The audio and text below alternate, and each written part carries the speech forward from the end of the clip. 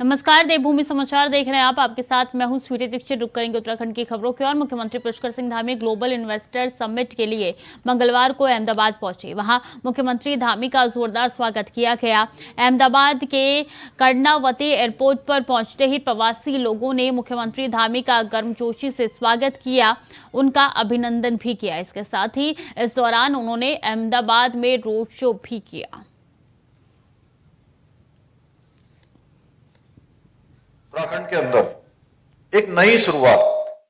वैसे मैं आपको बताऊं कि 2000 में हमारा राज्य बना और लगभग 23 साल राज्य को बने हुए हो गए, और इन 23 सालों में राज्य के अंदर औद्योगिकरण भी हुआ है, निवेश भी हुआ है, और तेजी से जब देश के प्रधानमंत्री अटल बिहारी वाजपेयी जी थे, उन्होंने उस समय हमारे यहाँ के लिए एक स्पेशल पैकेज दिया हुआ था, इंडस्ट्रियल पैकेज, और उस पैकेज के कारण से भी बड़ी संख्या में खूब सारा निवेश हुआ, औद्योगिकरण हुआ, और बहुत बड़ी इंडस्ट्री आई वहां पर, और कई सारे सिटकुल जो इंडस्ट्रियल एरिया है वो डेवलप हुए। उसमें पंतनगर का सिटकुल, जहां के बारे में अभी बता रहे थे कि अशोका लेलैंड, महिंद्रा, ऐसे तमाम बड़े बड़े समूह वहां पर काम करते हैं। सितारगंज में है, हरिद्वार में है, देहरादून में है, अनेकों स्थानों पर कई हजारों एकड़ पर, मैं कह सकता हूं कि 10,000 एकड़ के आसपास के एकड़ पर इंडस्ट्री वहां पर स्थापित हुई, और अटल जी ने पैकेज दिया था, उसके कारण से आई। लेकिन फिर बीच के दिनों में, चूंकि आप सब जानते हैं, बहुत बार राजनीतिक सिचुएशन के कारण से भी चीजें आगे पीछे बढ़ती हैं, और बीच में वो जो तेज रफ्तार से चीजें बढ़ रही थी वो कुछ देर उतनी तेजी से आगे नहीं बढ़ पाई, और हमने अभी प्रधानमंत्री आदरणीय मोदी जी के नेतृत्व में, जो आपने देखा होगा वाइब्रेंट गुजरात जब उन्होंने शुरू किया था, तो वो स्वयं कह रहे थे कि जो है बहुत कठिन उस समय होता था कि लोगों को लाना, और जो उस समय सेंटर की जो सरकार थी वो सरकार भी सहयोग नहीं करती थी, बल्कि उल्टा कई बार उद्योग समूह के लोगों को यहाँ आने से भी रोकती थी। तो उस प्रकार की स्थितियां थी, और हमने उन्हीं से प्रेरणा ली, उनसे मैंने मार्गदर्शन भी लिया। जब मैंने उनसे बात की कि मैंने कहा कि मैं, चूंकि उत्तराखंड के अंदर एक हमने बड़ा लैंड बैंक बनाया है। कई बार आप सब लोग सोचते होंगे, जो लोग उत्तराखंड नहीं गए हैं या उत्तराखंड को जिन्होंने विस्तार से नहीं जाना है, उनको लगता होगा कि उत्तराखंड केवल पहाड़ है। जैसे बहुत सारे लोगों के मन में भ्रांति थी। मैं इससे पहले मद्रास गया था, चेन्नई में, तो चेन्नई में मुझे लोग कह रहे थे कि अरे आप तो इन्वेस्टर समिट के लिए हमको आमंत्रित करने के लिए आए हैं, लेकिन वहां तो भूस्खलन हो रहा है, वहां तो सब धंस रहा है।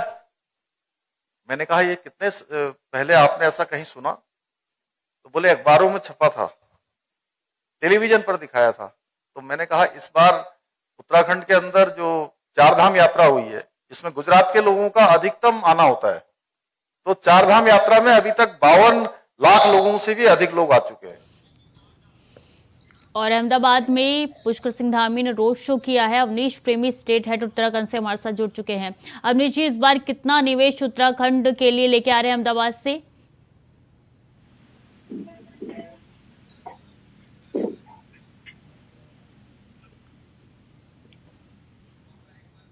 अवनीश जी, इस बार कितना निवेश उत्तराखंड के लिए आने वाला है अहमदाबाद से? तकनीकी खामी है, दोबारा जोड़ने की कोशिश करेंगे उनको। अहमदाबाद में मुख्यमंत्री धामी पहुंचे हैं और रोड शो उन्होंने किया है। कर्णावती एयरपोर्ट पर उनका स्वागत हुआ है।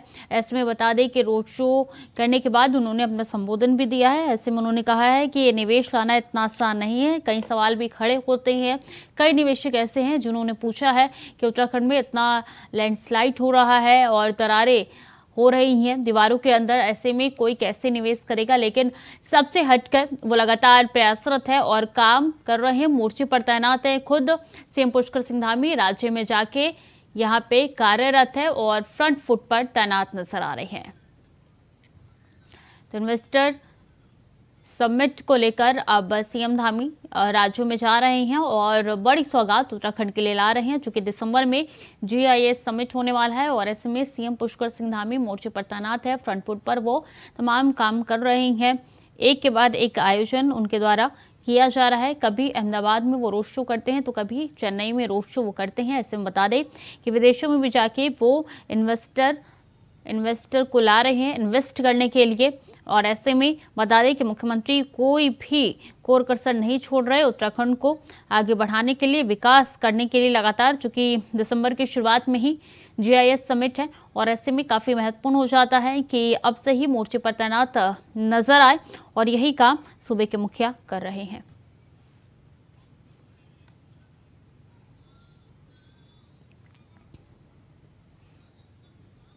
अभी कैंतुरा ज्यादा जानकारी के साथ जुड़ चुके हैं। अभी इस बार अहमदाबाद से कितना निवेश लेकर आ रहे हैं मुख्यमंत्री?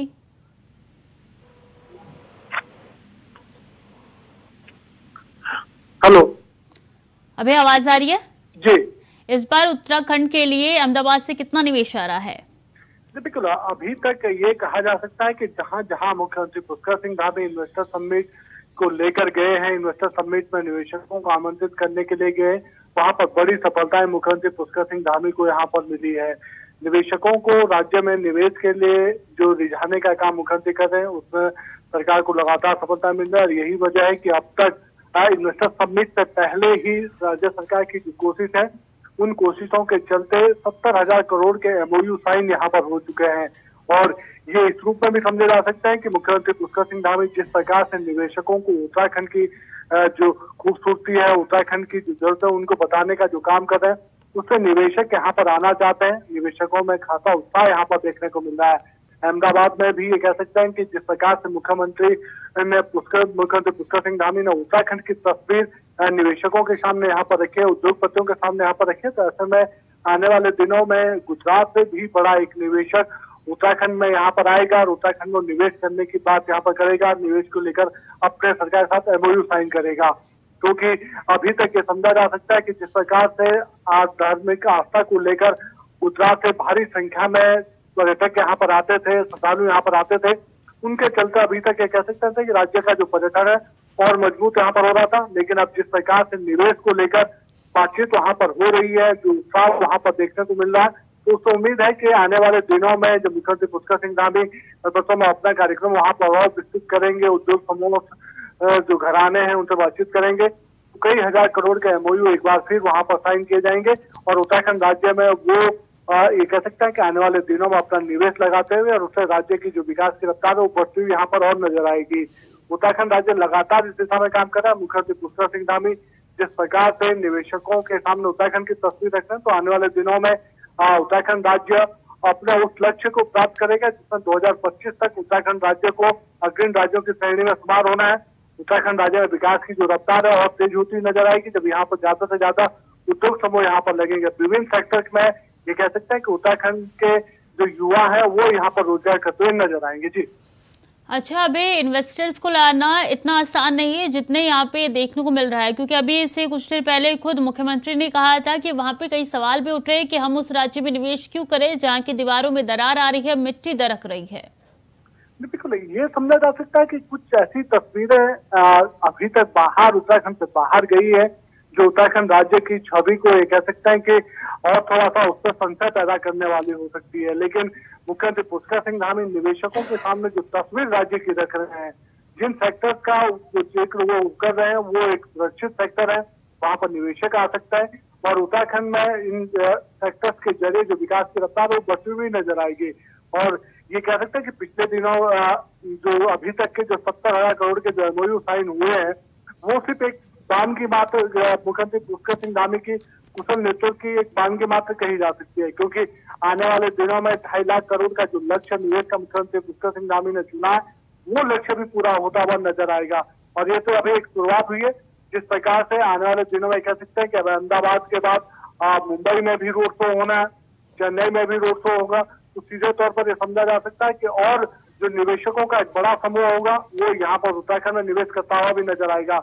उत्तराखंड को लेकर कुछ भ्रांतियां जरूर बाहर गई है, क्योंकि उत्तराखंड को अभी तक ये कह सकते हैं कि सिर्फ धार्मिक पर्यटन के लिहाज से जाना जाता था और जिस प्रकार से प्राकृतिक आपदाओं से उत्तराखंड राज्य जूझता आया है, तो उसमें यह कह सकते हैं कि कुछ उत्तराखंड की तस्वीर कुछ जगहों पर चिंताजनक कही जा सकती है, लेकिन जिस प्रकार से उन सेक्टर्स पे जी बिल्कुल बड़ी चुनौतियां भी है, लेकिन मुख्यमंत्री खुद मोर्चे पर तैनात नजर आ रहे हैं। बहुत बहुत शुक्रिया आपका तमाम जानकारियों के लिए। और उत्तराखंड राज्य आंदोलनकारियों के लिए 10% क्षैतिज आरक्षण को विधानसभा की प्रवर समिति को सौंपने और उसका कार्यकाल 2 महीने और बढ़ाने के लिए विरोध को लेकर राष्ट्रवादी रीजनल पार्टी की महिला प्रकोष्ठ ने विधानसभा के सामने सरकार का पुतला दहन किया। हालांकि विधानसभा की सुरक्षा को लेकर पुलिस कर्मियों ने पुतले को दहन होने से पहले ही बुझाकर पुतले को हटा दिया। राष्ट्रवादी रीजनल की पार्टी के संस्थापक शिव प्रसाद सेमवाल ने कहा है कि राज्य आंदोलनकारियों के विधेयक को पहले भी राजभवन में 7 से 8 साल टाल दिया गया है। इसके बाद भी इसे बमुश्किल विधानसभा में पेश किया गया और प्रवर समिति को सौंप दिया गया। उत्तराखंड सरकार जो है जानबूझ करके उत्तराखंड सेनानियों के लिए आरक्षण का जो विधेयक है वो लागू नहीं करना चाहती। पहले भी ये राजभवन में लटका के रखा गया और अब इसे दोबारा से प्रवर समिति के हवाले कर दिया गया और प्रवर समिति का कार्यकाल बार बार बढ़ाया जा रहा है, क्योंकि सरकार की मंशा इसे लागू करने की नहीं है। तो आज इसी के विरोध स्वरूप जो है हमने यहाँ पे सरकार का पुतला दहन किया और हमारा साफ अल्टीमेटम है कि इसे तत्काल लागू किया जाए, नहीं तो फिर उत्तराखंड की जनता जो है सड़कों पर उतर के इसकी मांग के लिए, उग्र आंदोलन के लिए मजबूर। और राज्य आंदोलनकारियों के आश्रितों को राजकीय सरकारी नौकरियों में 10% क्षैतिज आरक्षण को लेकर गठित प्रवर समिति की आज तीसरी बैठक विधानसभा में संपन्न हुई, जिसमें समिति के सदस्य समेत अध्यक्ष भी मौजूद रहे। समिति अध्यक्ष प्रेमचंद अग्रवाल ने कहा है कि समिति सकारात्मक रूप में आगे बढ़ रही है और जल्द ही इसे फाइनल रूप दिया जाएगा और इसका ड्राफ्ट जल्द तैयार कर विधानसभा अध्यक्ष को सौंपा जाएगा। संभावना इस बात की भी है कि आगामी 3 नवंबर को ड्राफ्ट हस्ताक्षर होंगे। इसके बाद ये विधानसभा अध्यक्ष को सौंपा जा सकता है। वहीं उपनेता प्रतिपक्ष भुवन कापड़ी ने कहा है कि इन तमाम बैठकों में ये कोशिश की जा रही है कि किसी का अहित ना हो और इस पर समिति आगे बढ़ी है। देखिए, आज प्रवर समिति की बैठक थी और मैं सभी माननीय सदस्यों का आभार व्यक्त कर रहा हूँ। अब हमने इसमें अंतिम रूप ले लिया है और बहुत जल्दी जो हमारी एक अडॉप्शन बैठक होती है वो करेंगे और कोशिश कर रहे हैं उसे भी हम बहुत जल्दी यानी 3 तारीख को करें।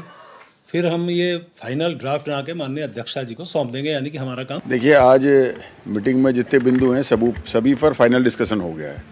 अब सिर्फ एक बैठक होनी है जिसमें ड्राफ्ट बनकर जो है सब लोगों की साइन वगैरह जो आखिरी फॉर्मेलिटी है वो होनी बची है। और इसमें हमने कोशिश ये करी है कि किसी का अहित ना हो। जो 2004 से चाहे सीधी भर्ती से लगे हों, चाहे आरक्षण का लाभ लेकर लगे हों, उन सबको सुरक्षित करने का काम किया है। हाईकोर्ट के स्टे के दौरान जिन लोगों ने एग्ज़ाम क्लियर कर लिया था उनकी नियुक्ति हो गई थी, लेकिन उन्हें ज्वाइनिंग नहीं मिल पाई थी, वो लोग ज्वाइन भी कर पाएंगे। चमोली के सिमली सलेश्वर मोटर मार्ग पर एक वाहन दुर्घटनाग्रस्त हो गया, जिसकी सूचना मिलने पर पहुंची एसडीआरएफ की टीम ने रेस्क्यू ऑपरेशन चलाया। बताया जा रहा है कि वाहन में 3 लोग सवार थे जो सिमली से ग्राम सिमलट की ओर जा रहे थे और अचानक रास्ते में अनियंत्रित होने से वाहन खाई में दुर्घटनाग्रस्त हो गई। बता दें कि 2 घायलों को खाई से बाहर निकलवाकर अस्पताल भिजवाया गया है, जबकि एक शव को बरामद कर जिला पुलिस के हवाले कर दिया गया।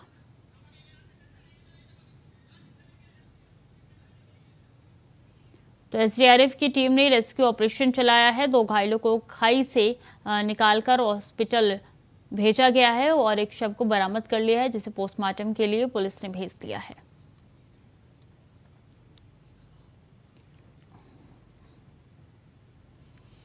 प्रदेश प्रवक्ता सुरेश जोशी ने कहा है कि प्रधानमंत्री नरेंद्र मोदी द्वारा तय लक्ष्य उत्तम और आत्मनिर्भर उत्तराखंड बनाने के लिए मुख्यमंत्री श्री पुष्कर सिंह धामी के नेतृत्व में हमारी सरकार संकल्पबद्ध होकर काम कर रही है। केंद्र की मदद से राज्य के आधारभूत ढांचे और जरूरी तमाम व्यवस्थाओं में बड़े पैमाने पर सुधार हुए हैं। रोजगार के मुद्दे पर धामी सरकार ने क्रांतिकारी निर्णय लिया है।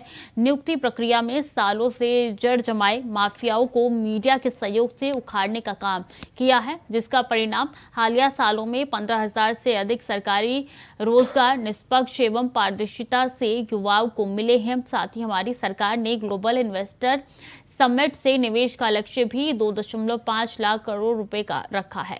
हम सबको ये जानकर खुशी होगी कि मुख्यमंत्री धामी की लीडरशिप में हो रहे अथक प्रयासों से अब तक हम लोग 69,300 करोड़ के निवेश प्रस्ताव प्राप्त कर चुके हैं। जब हमने ये सरकार बनाई थी तब से लेकर आज तक निरंतर प्रदेश के उन सभी कामों को, चाहे बेरोजगारी का मुद्दा हो, चाहे वो स्वरोजगार हो, तो इन तीनों विषयों पर सरकार काम कर रही है। मुख्यमंत्री पुष्कर सिंह धामी अपने 2 दिवसीय अहमदाबाद दौरे पर है। इस दौरान बुधवार की सुबह मॉर्निंग वॉक के दौरान साबरमती रिवर फ्रंट क्षेत्र का भ्रमण किया। इस दौरान मुख्यमंत्री पुष्कर सिंह धामी ने स्थानीय लोगों से बातचीत कर गुजरात के विकास पर उनके विचार एवं अनुभव को सुना और उन्होंने देवभूमि उत्तराखंड आने के लिए आमंत्रित भी किया। बता दें कि ये रिवर फ्रंट गुजरात के कई पर्यटन स्थलों में अपना महत्वपूर्ण स्थान रखता है, जिसके चलते देश विदेश से इस रिवर फ्रंट प्रोजेक्ट को लगभग 20 से अधिक पुरस्कार भी मिले हैं। ये अद्भुत कार्य जो है वो गुजरात प्रदेश के तत्कालीन मुख्यमंत्री एवं वर्तमान के देश के प्रधानमंत्री नरेंद्र मोदी के नेतृत्व और मार्गदर्शन में हुआ है। ये फ्रंट इकोनॉलजी और इकोनॉमी के अद्भुत समन्वय का प्रतीक है। तो बता दें, देवभूमि आने के लिए आमंत्रित भी वहां के लोगों को किया और कई पर्यटन स्थलों में महत्वपूर्ण रिवर फ्रंट है। बता दें, इकोलॉजी और इकोनॉमी का अद्भुत प्रतीक ये रिवर फ्रंट है, जहां पे सुबह सुबह सीएम पुष्कर सिंह धामी पहुंचे, वहां की जनता से मुलाकात भी की।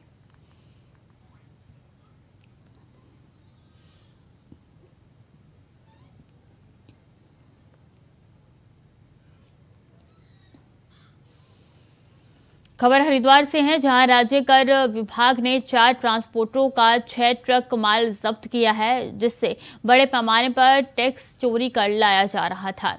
इसमें किराना, कपड़े, प्लास्टिक और टायर जैसे सामान शामिल है। विभागीय अधिकारी पकड़े गए माल का मूल्यांकन करने में जुटे हैं। पकड़े गए माल की कीमत 50 लाख रुपए से ज्यादा बताई जा रही है। अधिकारियों के मुताबिक पूरे माल से विभाग को करीब 15 लाख तक के राजस्व की प्राप्ति होगी। त्योहारी सीजन के चलते राज्य कर विभाग ने विशेष अभियान चलाया है, जिसके तहत जिले के सभी बॉर्डरों पर माल वाहनों की चेकिंग की जा रही है।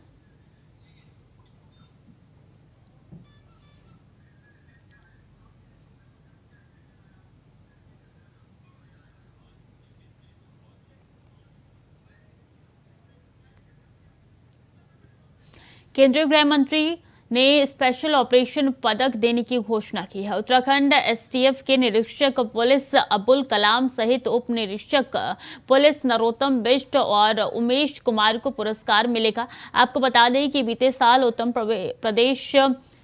प्रदेश एसटीएफ ने हरिद्वार से 3 आतंकियों की गिरफ्तारी करने में महत्वपूर्ण भूमिका निभाई थी।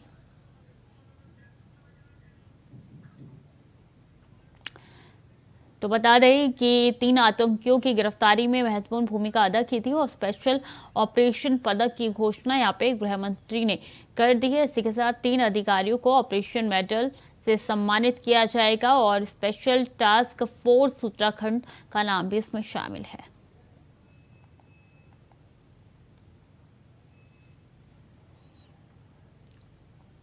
खबर लक्सर से है, जहां बजरंग दल के लक्सर नगर संयोजक के साथ चौकी प्रभारी अंशुल अग्रवाल के द्वारा गाली गलौज व मारपीट करने से गुस्साए बजरंग दल के कार्यकर्ताओं ने कोतवाली के बाहर जमकर हंगामा किया। गुस्साए कार्यकर्ताओं ने कोतवाली प्रभारी को तहरीर देकर चौकी प्रभारी के खिलाफ कार्रवाई किए जाने की मांग की। आपको बता दें कि बजरंग दल के कार्यकर्ताओं ने लक्सर कोतवाली के बाहर एकत्रित होकर जमकर हंगामा किया। उनका कहना था कि बजरंग दल के लक्सर नगर संयोजक राहुल कश्यप अपनी पारिवारिक विवाद को लेकर 29 अक्टूबर की रात को लक्सर कस्बा चौकी में गए थे। वहां पर मौजूद चौकी प्रभारी शराब के नशे में थे, जिसके चलते चौकी प्रभारी ने राहुल कश्यप के साथ गाली गलौज की और मारपीट करने के साथ ही चौकी में बैठा लिया। कार्यकर्ताओं की मांग पर कोतवाली प्रभारी राजीव रौथाड़ ने मामले में जांच कर कार्रवाई का भरोसा दिलाया। दल के जो नगर संयोजक हैं लक्सर के, वो 2 दिन पूर्व रात के समय जो है चौकी जाते हैं, बाजार चौकी। तो वो अपने किसी विषय को लेकर बाजार चौकी में तहरीर देने के लिए जाते हैं। तो वहाँ पर जो मौजूद चौकी प्रभारी हैं अंशुल अग्रवाल जी, वो कार्यकर्ता के साथ बहुत ही अभद्र व्यवहार करते हैं, उसकी तहरीर को फेंक देते हैं, गाली गलौज करते हुए कॉलर पकड़ के बिठा लेते हैं, संगठन को गाली देते हैं, बजरंग दल आरएसएस क्या है, और गाली गलौज करते हुए उसे कहते हैं कि तुम मेरी शिकायत कहाँ कर सकते हो। ज़्यादा से ज़्यादा एसएसपी के यहाँ पर, एसएसपी मेरे खास आदमी है, मुझे कोई दूसरी चौकी मिल जाएगी लेकिन तुझे कहीं ना कहीं मैं एनकाउंटर में मरवा दूँ। सर मैं परसों रात चौकी में गया था तहरीर लेकर, तो वहाँ पे नशे में दूध जो चौकी इंचार्ज थे उन्होंने हमारे साथ बहुत बदतमीजी की, गाली गलौज करा और उन्होंने जो है मेरा कूलर पकड़ा और मेरे यहाँ छाती पे मारा भी उन्होंने मुझे यहाँ। और उसके बाद जो है बोलने के साले तुझे यहीं से ठुकवा दूंगा, मैं एनकाउंटर करवा दूंगा तेरा, यहाँ जो है तू ज़्यादा नेता के वो किसी को फ़ोन करेगा ये करेगा और मेरा क्या कर लेगा तू ज़्यादा से ज़्यादा। ये सर उन्होंने मुझे धमकी देकर और वहाँ से तहरीर को फेंक के और वहाँ पे बिठा के मुझे 1-1.5 घंटा तब उन्होंने वहाँ से भेज दिया और कोई कार्रवाई नहीं की गई। और उन्हीं के सामने जिनके लिए मैं आरोपी के लिए मतलब मैं पहुँचा था तहरीर देने के लिए, उन्हीं के सामने उन्होंने ये दुर्व्यवहार किया।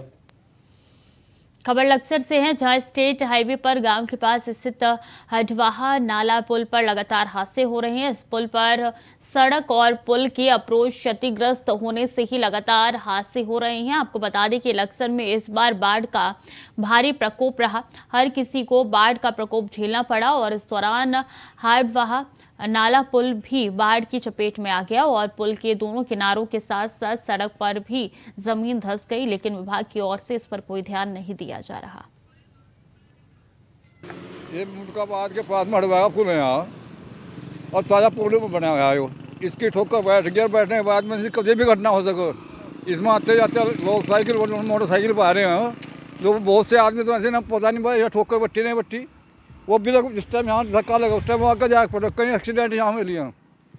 बसों में बट्टी सवारी हम भी बैठ कर गए हैं, बारी बारी ऐसी बात हो जिस टाइम यहाँ भी लोग मारने पड़ना लगा बस पिछले आदमी जाकर अगर शीशे पर लगा तो इस दुर्घटना हो सकती है। ये पुल बिल्कुल क्षतिग्रस्त हो चुका है, ये सड़कें बिल्कुल बैठ चुकी और पुल से जो सटी हुई सड़क है वो इतनी नीचे बैठ गई कि आने वाला वाहन जो है उस पर बहुत ज़्यादा जंप करता है। उस जंप की वजह से यहाँ कोई भारी दुर्घटना हो सकती है और ये बहुत दुर्भाग्यपूर्ण है। मैं कहूँगा इस पर तुरंत सरकार को संज्ञान लेना चाहिए और इसे ठीक कराना चाहिए, अन्यथा यहाँ दुर्घटना होती रहेंगी और हो भी रही हैं। तो इस पर तुरंत संज्ञान लेना चाहिए और इसे ठीक कराना चाहिए, इसकी मरम्मत होनी चाहिए। और बीते कई महीनों से जिस तरीके से पूरे प्रदेश भर में डेंगू के चलते दर्जनों मौतों और हजारों मरीज अस्पताल में भर्ती थे, तो वहीं खासकर राजधानी देहरादून में स्थिति बदतर देखने को मिल रही है। लेकिन अब डेंगू पर कुछ राहत भरी खबर सामने आई है। बता दें कि स्वास्थ्य महानिदेशक विनीता शाह ने जानकारी देते हुए बताया कि डेंगू पर अब स्थिति नियंत्रण में है और मामले भी कम दर्ज किए जा रहे हैं। हालांकि विनीता शाह ने जानकारी देते हुए बताया कि मौजूदा समय में नैनीताल जिले में डेंगू के मामले सामने आ रहे हैं। हालांकि स्वास्थ्य के लिहाज से हमारी पूरी तैयारी है और हम लगातार प्रत्येक जिलों में निगरानी बनाए हुए हैं ताकि डेंगू के मामलों पर पूर्णतः अंकुश लगाया जा सके।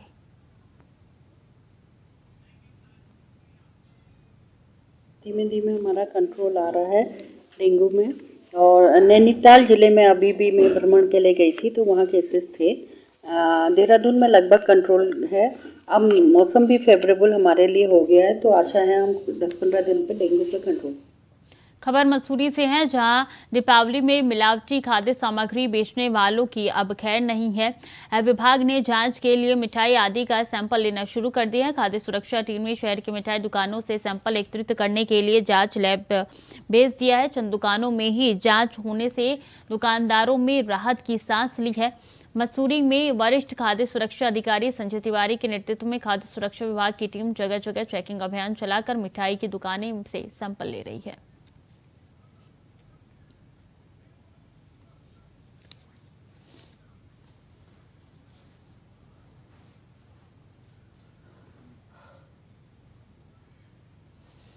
तो खाद्य सुरक्षा अब एक्टिव होती हुई नजर आ रही है।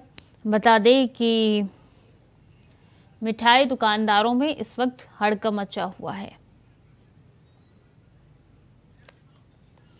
खाद्य सुरक्षा विभाग ने चेकिंग अभियान चलाया है। त्योहारों का सीजन है और ऐसे में ये चेकिंग अभियान चलाया गया है। और बता दें मिठाई दुकानदारों में हड़कंप मचा हुआ है क्योंकि अब खाद्य सुरक्षा विभाग अलग अलग जगह जा रही है और चेकिंग अभियान उनकी तरफ से चलाया जा रहा है।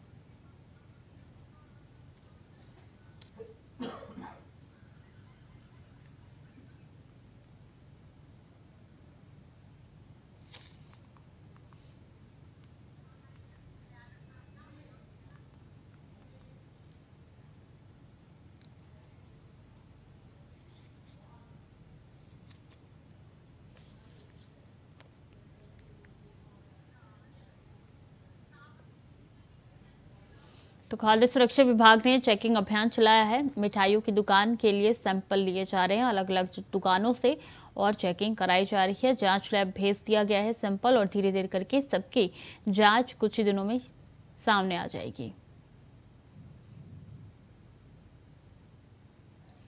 चूंकि त्योहार का सीजन है और त्योहार की सीजन में मिलावट बहुत ज्यादा होती है और अब इसी लिहाज से खाद्य विभाग जो है अब वो एक्टिव होते हुए नजर आ रहे हैं।